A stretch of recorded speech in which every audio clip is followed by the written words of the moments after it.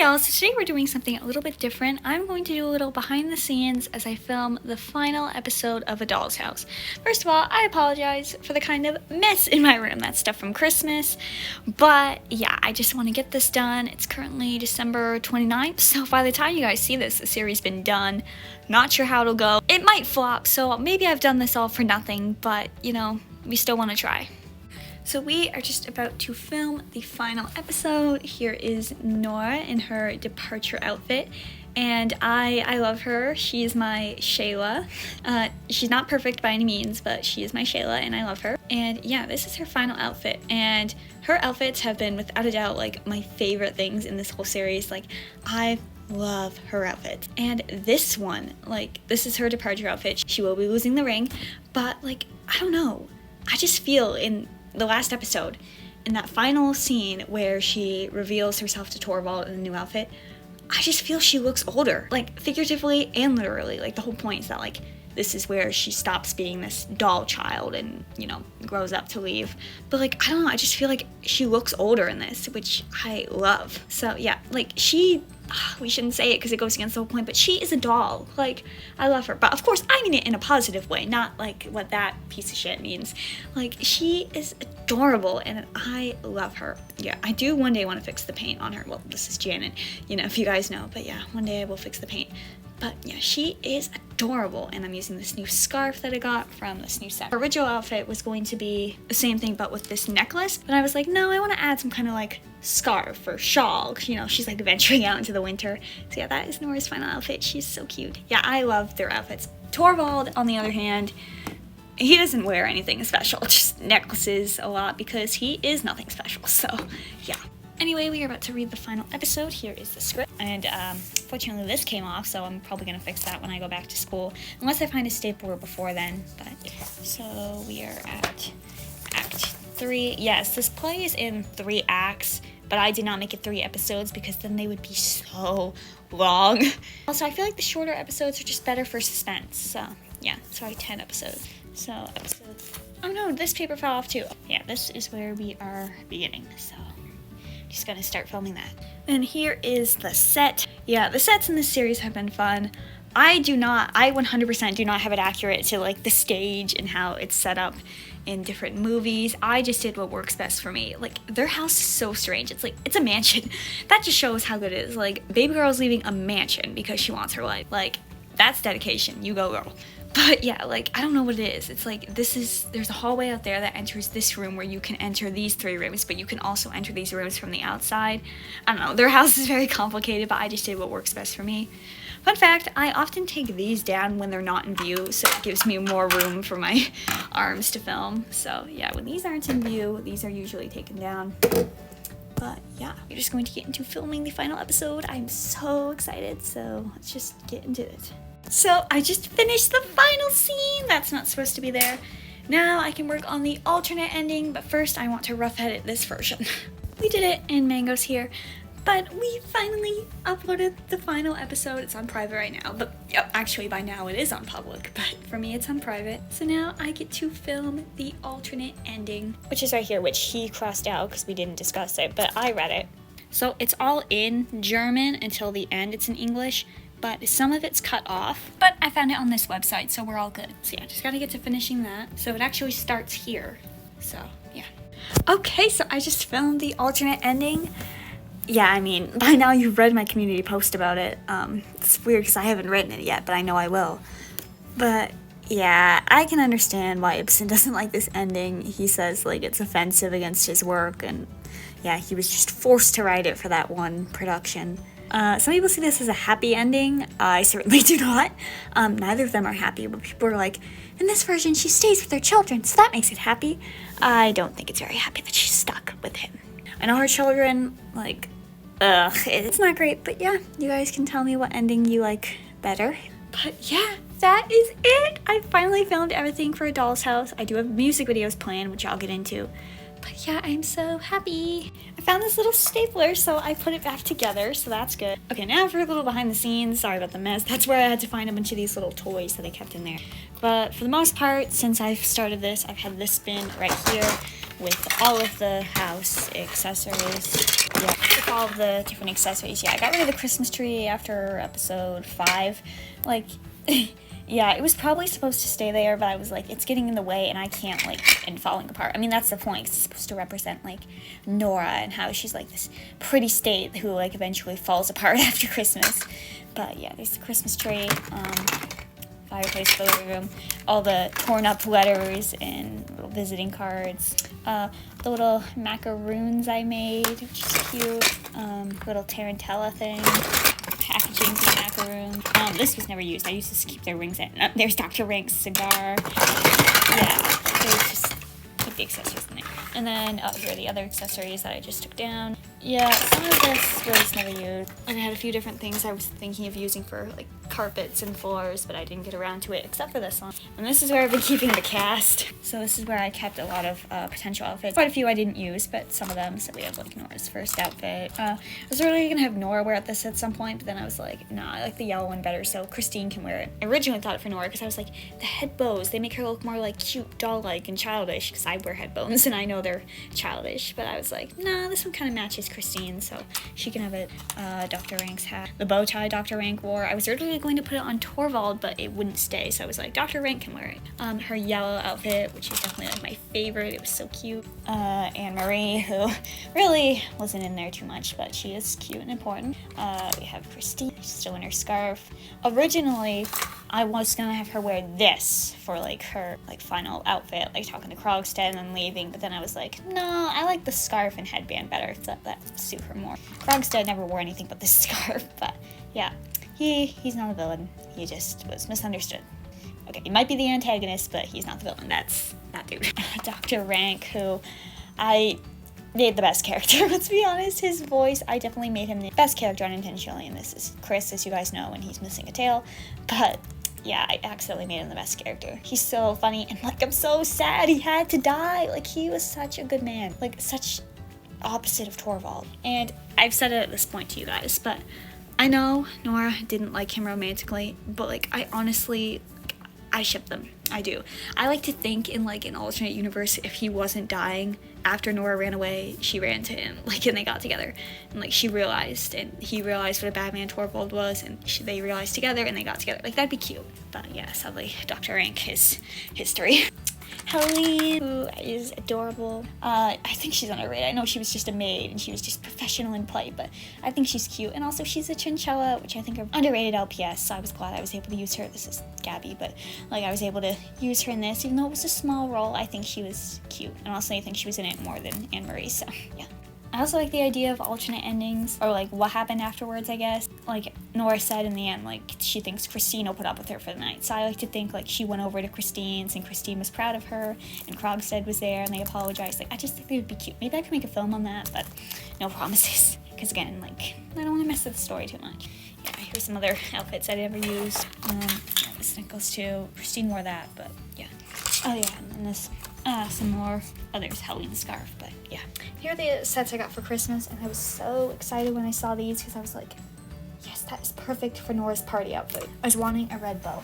I was thinking, like, of using this one I got from my Build-A-Bear advent calendar, but I was like, if I have to, I will. It doesn't fit too well. But I didn't have to, because that one was way better. Now, these are, like, what Neapolitan Fisher girls wear, so yeah, I couldn't get it exactly, but I was like, the white and red, we'll go with that. Stop, Mango. And then we go with the houses. Again, they live in a mansion in my version, basically, because there's so many rooms and so many rooms that connect into rooms. Yeah, this actually goes to the purple one, but I took it off because I was like, the orange door matches better. So yeah, it's funny, the whole thing is like they're worried about money. And really, they seem quite well off. And again, yeah, Nora is seen as like the spendthrift who's squandering money. And that could be a legitimate concern, but like, they're fine. And like, I understand if Torvald was like, you know, like, we gotta be careful with our money, you know. But like, it's the way that he is portraying her as this scampering, frisky, little silly squirrel, whatever the heck. It's like making her look stupid. Okay, Mango is destroying everything. But yeah, like, Torvald, you suck. You suck. Nora is my Shayla though, and I love her. And I love Christine too. Like, I love their friendship, so yeah. Krogstad was actually originally going to have glasses because he does in that movie version we watched. And they're honestly really cute, but the reason I didn't is because I'm like, those are gonna get in the way when he's kissing Christine, so we can't have them. So that's why. And yes, the play in general is very controversial. As I've said, many people are like, it's wrong that she abandons her family. And like, I can understand the being upset over abandoning the children, because like I said in the community post, if they didn't have maids and she left her children with her abusive husband, I'd be more upset with her. But like, they have maids and she believes they can raise them better than she can. Like, Anne Marie was her mother figure and her father was clearly terrible. So like, Anne Marie was a good parent to her. So like, she knows that like her children are in good hands. But like, if you're upset that she left Torvald, like, a lot of people say that. They're like, she abandoned her. Like, I can understand being upset over abandoning the kids, but being upset that she abandoned that sack of shit, like, come on. Like, ugh. I don't know when you guys are seeing this. Maybe February? I don't know if we're going by the once a week thing. Maybe February. But when I filmed everything recently. So episodes 1 and 2 were back in November. I filmed episode 3 on the 23rd, but I didn't upload it until the 24th because it was Christmas Eve in the story, and I was like, that's perfect, I'll upload it Christmas Eve. I filmed episode 4 on the 23rd, but I didn't get around to editing it until the 26th because I took a few days break for Christmas. Then on the 26th, I also filmed episode 5, but I had to fix episode 5 on the 27th, which we'll get into. But then also on the 27th, I filmed episodes 6 and 7. Yesterday, on the 28th, I filmed episodes 8 and 9, and then today, on the 29th, I filmed episodes 10 and the alternate ending. So that's when I filmed all that. So this is the version we watched in class, although my professor actually had the actual DVD, but we watched the version with Juliet Stevenson and Trevor Eve. And yeah, so that's Torvald, and like, hear me out big time. I'm kidding, or am I? No, I mean Trevor Eve, not Torvald, obviously. Like, but yeah, in this version, I kind of... Some of the dialogue I changed. Like, for the most part, I followed the script. But a lot of, like, stage directions and, like, certain actions I didn't follow because they were confusing for how I was setting it. But for the most part, I did follow the script. Although, there was some parts where I added, like, some extra dialogue. Like here, like, the scene when Nora's talking to her children, I added the dialogue of the children in Anne Marie. There are a few other places where I added some extra words. Changed some more, like, the word gay is used in here in a few places that, like, it doesn't make sense. Of course, that's just how it was back then. I think I only kept one of them when Dr. Rank says something about it. But like at the end, when Torvald's asking Nora, like, were you not happy? No, just gay. Like, I changed that to no, just fake, because, like, you know, gay doesn't make sense in that context anymore. But sure, back then it did. Oh yeah, there are multiple translations. This is our translation. Like, there are different versions. In different versions, sometimes pronounce the characters' names differently as well. Like, in some versions, including that version we watched, Nora calls her father, like, Papa. In this version, she calls her father Daddy, which is, like, our professor explained, this was to represent, like, she was Daddy's little girl, and, like, she's still acting like a child. Although, I mean, maybe I still call my father Daddy, not in a weird way, but, like, you know, maybe I do. So, but it is seen as, like, a childish thing to call your father. But, like, I don't know, I prefer the, you know, Daddy instead of the Papa, because it really shows she's more childish. Also, in some versions, they're pronouncing the characters' names differently. Like, in some versions, they spell Christine with a C. And then there's one version where Dr. Rank's first name is revealed as Peter. Peter Rank. Yeah, so, like, he doesn't have a first name in most versions, but in some versions, his first name is Peter. But I didn't stick with that, because, like, no, he's never referred to as his first name, and then, like, it's not necessary. So yeah, he's just Dr. Rank. But then in some versions, they could be movie versions, they can be performances, as this is a play, and you can find several performances of it. They just say the characters' names differently. Like, for Christine, our professor pronounced it as Mrs. Lind. That's how I say it, Mrs. Lind. And in some versions, like different performances, videos, they say Mrs. Lind.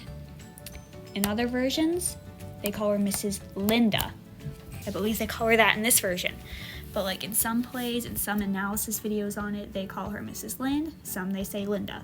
So like it really depends. Some say Helene, some say Helen. I say Helene. I think it sounds different and I think it's cute. Although like it doesn't really matter because she's not super relevant. And every time she appears in the script, doesn't say Helene or Helen. It just says maid. Then the script Anne Marie is always referred to. She doesn't really speak much, does she? Except in, where is it? At the beginning of Act 2, yeah. She's referred to as nursemaid, but Nora calls her Anne Marie. So yeah, it's really different in the script. But the Mrs. Linda thing isn't always relevant unless it's like an analysis video talking about the characters, like how they pronounce it. 'Cause for the most part, even though like every time she speaks in the script, it's Mrs. Lind, most of the time Nora is calling her Christine. The only people who call Mrs. Lind or Linda are most of the time Torvald, and then Dr. Rankleg once, and then Krogstad when he's talking to Nora about Mrs. Lind. But when they, reunite, he calls her Christine. So, it doesn't really matter. Like, the Mrs. Lind stuff is like, for the most of the play, she's Christine. And of course, Torvald is Helmer in the script. But, for the most part, he's Torvald. But the way he's referred to as his last name in the script, it makes you wonder if that also represents, like, how Nora is just Nora. Her last name is Helmer because of marrying him, but when they separate, is she gonna take her old name back? Which we don't know what it is, but that'd be cool. Anyway, yeah, so there's quite a few differences. There's some things I changed in the script, but for the most part, I kept it to the original. Just some of the actions in rooms I don't have fully correctly, but nobody cares. I needed it to sound natural in a way that I could act it out with my LPS, so that's why it's like that. Oh, and how can we forget the porter? And I made Oliver Porter the porter, so yeah, that's funny. But yeah, the pronunciation thing, the way you hear it first is how you kind of stick with it. There are quite a few things that, I've had teachers pronounce it one way and then videos pronounce another. Krogstad. We call him Krogstad. Some versions I've seen online in analysis videos, in different movies and performances, they'll say Krogstad. So, it's different. I have my bag under my bed. These are the other books I need to return to my friend. This is our other book we did, The Death of Ivan Illich.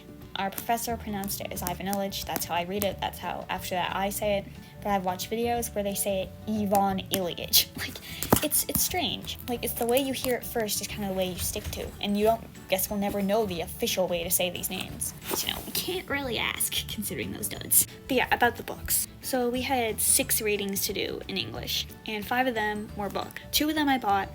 3 of them are my friends, and I'm hoping to give them back to her before we go to break. But I'm so glad that we got the script for this one, because I'd be really sad if it was a book and I'd have to give it back to my friend, because I love this play and I want to keep it, and I get to keep it, so yay. Yes, I accidentally scribbled on it. One day I was testing a pen and I didn't realize what I was scribbling on, so whoops. But yeah, in our official thing for English, it's at school. We got the first day, it kind of goes over our syllabus and all that. He listed all the readings we need, and all the other ones are books, but for Dollhouse, he was it's a PDF, so you don't have to buy that one. So yeah, I'm glad I can keep this and it's not a book or anything. So yeah. Oh yeah, and I kind of left him a note on the final exam, and I'm by the way, I just want to say, I'm really passionate about this play, so thank you. I'm making a series of it with my littlest pet shops.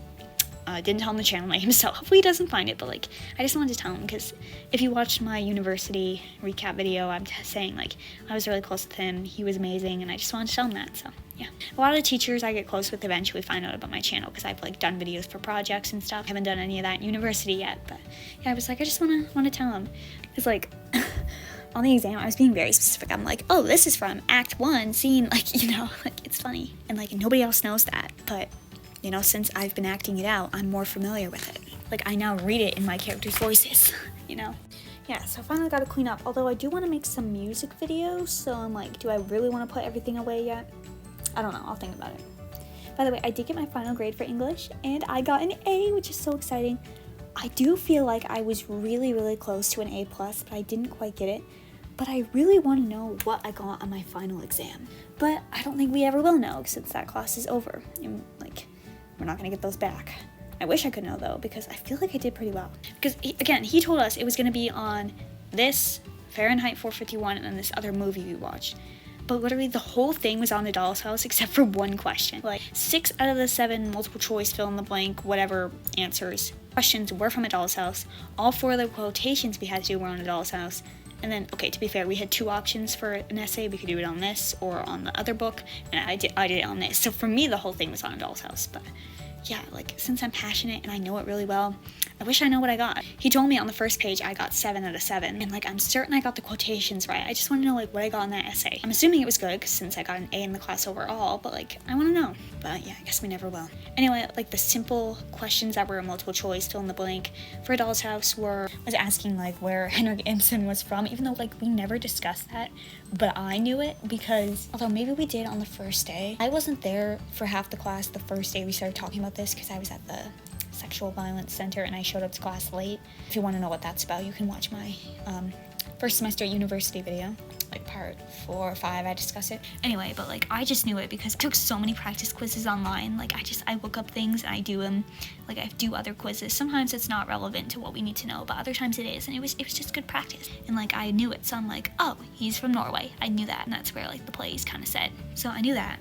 And then another question was, what character is referred to as Little Skylark and Squirrel? And of course that is Miss Nora. And then it was like, what 2 characters have committed forgery? And I think Krogstad was listed. It was like Krogstad and who else? And of course Nora. Yeah, those 2 partners in crime. And then another question was, which character leaves like a black cross on his visiting card to signify his death?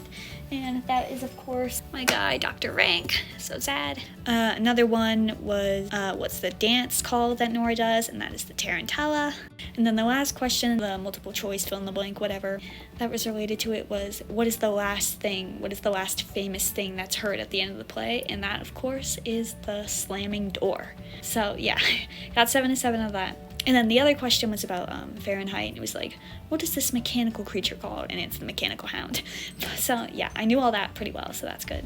But then for the quotation, he just took like certain parts and was like, give me like the context, who's talking to who, the meaning. I went way overboard because again, I was super passionate. I was like, oh, I can give so many details of what's happening here. So I kind of did show off, I know. But yeah, the quotation, like he'd take different lines from a certain scene where it was only like one character talking. Like he'd take one character's lines from a scene and like put dots to show like there's other stuff in between, but just to show us certain parts and ask like what was going on. So the 4 like quotation scene identifications that he had us write about were this scene in Act 1 where Nora is telling Christine about how she's the one who saved Torvald's life and like begged for them to go on the trip, and how she had to find a way to get the money by taking out the loan. So there was that. Yeah, so it was like several lines from this. Like he didn't put this whole thing, but he put like a few important lines and was like, what's this scene about? It was lines from just like one character in a scene, so you had to think. But of course I know it well. So like I know I got everything right, but it's like, was my writing good enough? Was my essay good enough, you know? And then another scene, it's like mid-act 2. Yeah, it was lines from Krogstad when he's trying to scare Nora and saying like, I know you've considered killing yourself, I have too, it didn't help. And like where he's saying like how she would end up if she killed herself. You know, where he's like, most of us thought of that, I didn't have the courage. And how he was like, you'll end up, you know, under the ice, hairless, washed up in the spring, you know, whatever. So it was that scene. And then it was from Act 3, this scene, it was lines of Christine talking to Krogstad saying like, I couldn't live, like, Nils, let's join forces, let's get back together, give me someone to work for. And like my professor loved that scene. He was like, this is the most beautiful scene in the whole play, so it makes sense. He'd give us something to identify. And then the final thing he wanted us to identify, what's Torvald's little rampage after he reads the letter and like starts calling Nora names. Yeah, here, where he's like, it's all the fault of feather-brained woman, it's your father's fault, like, you know, he's freaking out. So those were the 4 like things that he had us identifying right about. Like I put the exact acts, I don't think we needed to do that, but I did. Yeah, here's the final scene. Oh no, Torvald knocked to Ivor. Well, actually Spot is her name and she's a girl in my world, but yeah. Yeah, I was trying to find just random toys, and then I remembered, oh, I should put like their Christmas presents that Nora talked about in episode 1 in their room. So that's what that's about. And yeah, in their house, they have 2 floorings, either white or this pattern. This is in like this room, spare room, and Torvald's office, and then the rest of the house is just this white. And then, you know, occasionally, then the outside of the house, and we see in a few scenes the inside, it's really plain, is that Calico Critter house. I did finally set up my Calico Critter house again, so that's nice. But yeah, there's that. And then this scene, and then this house is used for the stairs in the beginning of the episode 1. So yeah, I really need to clean. Yeah, I considered using like this couch and table for the kids' room, but I'm like, nah, it's only for like a second, and it's the alternate scene, so it's not really, like, it's not the original story, so, you know. Oh, there's like the putty slime that I used to stick to things. It's not very great. You can often see it. It's glittery, it's gross, but it's like the only thing I have, so just stick on things. Yeah, like, sorry, everything's a mess. I gotta get things cleaned up soon. Oh, Nora and Christine, I believe. It's not true. I'm not in the mind like that. Yeah. Yeah, our professor said this was well done, and like he talked about it, and he's like, yeah, Juliet Stevenson is good at acting for Nora. And he was saying, you know, like if you guys ever go into like theater and you do this play and you're the role of Nora, like you're gonna have to get some really complicated emotions. You know, Nora does kind of go basically mad, but she's also playful, and then she's determined and independent. But like personally, I think I got it down with the voice acting. Now, if I was acting in person, I'd be terrible because I'm terrible with body language and facial expressions and all that. But like for voice acting, I'd say I got it down. Like I think he'd be proud. Yeah, this is the scene where Torvald tries to force himself on Nora, and it's very uncomfortable in this version. Our professor even warned us before we watched it. He's like, just a fair warning for this scene. Like, yeah, it was crazy. That scene was extremely awkward to film. The scene where he's, you know, lusting after her, but he doesn't understand consent. Because, you know, it's kind of going against, like, traditional marriage where it's, like, expected, but, you know, consent's important, and then some people don't want it at all, you know, like me, if you're, like, asexual, so especially uncomfortable. But, you know, like, Torvald's a beast. Like, when we discussed that part in class, our professor was so funny. Like, he's just laughing. He's like, then he fantasizes some little role play. What is wrong with you, my guy? Like, our professor was like, okay, like, Ibsen can't be very explicit about this, but, like, what's happening here? And then this girl in my class is like, Torvald's, like, hungry for her. And everyone laughed. Yeah, and he said some funny things. That's why, like, there's some strange wording in the description. Like, that's how he said it, so it was funny. But yeah, that scene was quite uncomfortable, but we survived it. Like, I don't know how to be seductive at all. So that's why he's like, I'm whispering and I'm pretending we're secret lovers. Like, I didn't know how to act it. I hope I did okay. But yeah, creep. Yeah, I'll have more.